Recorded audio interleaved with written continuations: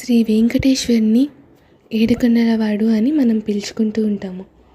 ఆ పేరు ఆయనకి ఎందుకు వచ్చింది? అలాగే ఆ కొండల పేర్లు ఏమిటి? అందులో మొదటి కొండైన శేషాచలం గురించి ఇంతకు ముందు వీడియోలో చెప్పాను. ఒకవేళ వినని వాళ్ళు ఎవరైనా ఉంటే వెళ్ళి చూసేయండి. ఇప్పుడు మన యొక్క రెండవ కొండ వెంకటాచలం, అదే అండి వెంకటాద్రి. వెంకటాద్రి మహిమను భవిష్యోత్తర పురాణం చాలా గొప్పగా ఇలా పేర్కొంటుంది. వేం అంటే పాపాలు, అవి ఎలాంటి పాపాలైనా సరే కట అంటే దహించేది, అనగా తెలిసి తెలియక చేసిన ఎలాంటి పాపాలైనా ఈ వెంకటాద్రి పర్వతం దహించి వేస్తుందట. ఎలా అంటే భయంకరమైన దావాగ్నిలో ఒకే ఒక పీడచడంత దూదిపించబడితే దాని ధరికి పోకుండానే ఆ వేడికి కాలి ఎగిరిపోయినట్లుగా వెంకటాచల పర్వతం పాపాలన్నీ నశింపజేస్తుంది. అంతేకాదు, వరాహ పురాణం కూడా ఈ వెంకటాచల క్షేత్ర మహత్యాన్ని ఇలా వర్ణించింది. వేం అనగా అమృతం, కట శబ్దానికి ఐశ్వర్యం అని అర్థం. ఈ కొండ తనను ఆశ్రయించిన భక్తులకు అమృతత్వాన్ని, ఐశ్వర్యాన్ని ప్రసాదిస్తుందట. అంటే ఒకసారి ఇటు లౌకికమైన సంపదలతో పాటు అటు పారలౌకికమైన ముక్తిని ప్రసాదిస్తుందంట ఈ వెంకటాద్రి కొండ. ఇంత గొప్పగా వర్ణించబడిన ఈ వెంకటపు కొండ ఎవరికైనా పాపాలు పోగొట్టిందా, మరింకెవరికైనా ఆశ్చర్యాన్ని ప్రసాదించిందా అంటే అవునవును. అది మీకు తెలియాలంటే ఇప్పుడు చెప్పబోయే ఈ రెండు కథలను పూర్తిగా వినండి. మొదటిది శంఖనుడి కథ. శంఖనుడనే రాజు కాంబోజ రాజ్యాన్ని పరిపాలించేవాడు. బోలా మనిషి మోసగింపబడ్డాడు. ప్రారబ్ధ కర్మ వల్ల రాజ్యం పోగొట్టుకున్నాడు.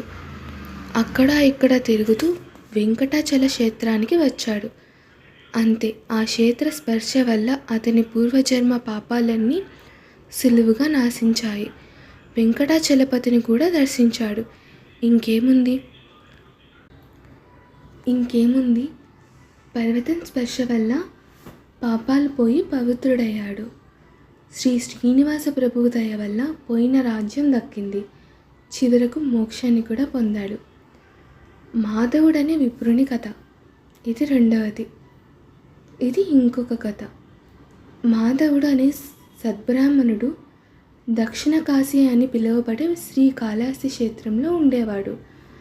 సదాచార సంపన్నుడు, యువకుడు అయిన మాధవునికి అప్సరస లాంటి అందమైన సుగుణల రాశి అయిన చంద్రలేఖ అనే బ్రాహ్మణ కన్యతో వివాహం అయింది. కొంతకాలం సంసారం సక్రమంగా సాగింది. కానీ ఏ పాపగ్రహ ఫలితమో ఒకనాడు కుంతల అనే వేశ్య అతన్ని కంటపడింది. అంతే, ఆమెకు వశురయ్యాడు. తల్లిదండ్రులని, భార్యను, ఇల్లు వాకిలి విడిచిపెట్టాడు. రాత్రింబవలు ఆమెతోనే తిరిగాడు. భ్రష్టుడయ్యాడు. తల్లి తండ్రి గతించారు. భార్య ఏమైందో తెలియదు. చివరకు వేశ్య కూడా గతించింది. దీంతో మతి చెలించిన భ్రష్ట బ్రాహ్మణుడు తెగిన గాలిపటంలాగా అక్కడ ఇక్కడ తిరుగుతూ వెంకటాచల పర్వతం మొదట్లో ఉండే కపిలతీర్థ క్షేత్రానికి చేరుకున్నాడు. అక్కడ ఆ క్షేత్రంలో కొందరు తమ పెద్దలకు శ్రాద్ధం పెట్టడం చూశాడు. అయ్యో, గతించిన నా తల్లిదండ్రులకు ఏమి చేయలేకపోయానే అని పశ్చాత్తాపంతో మట్టితో శ్రాద్ధాన్ని నిర్వహించాడు.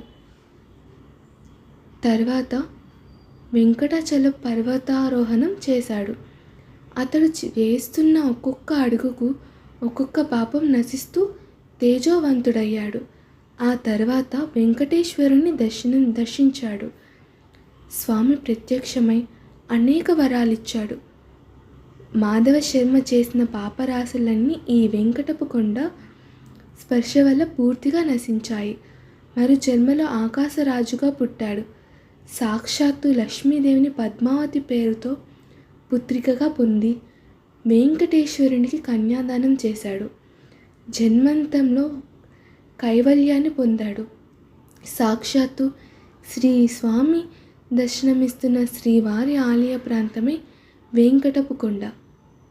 అందువల్ల ఇది ఘనమైన వెంకటాద్రి. దీన్ని మహత్తు అమోఘం, అద్భుతం, అనంతం. శ్రీ వెంకటాచలపతి గోవిందాయ నమః. శ్రీ వెంకటాద్రీశ గోవిందాయ నమః.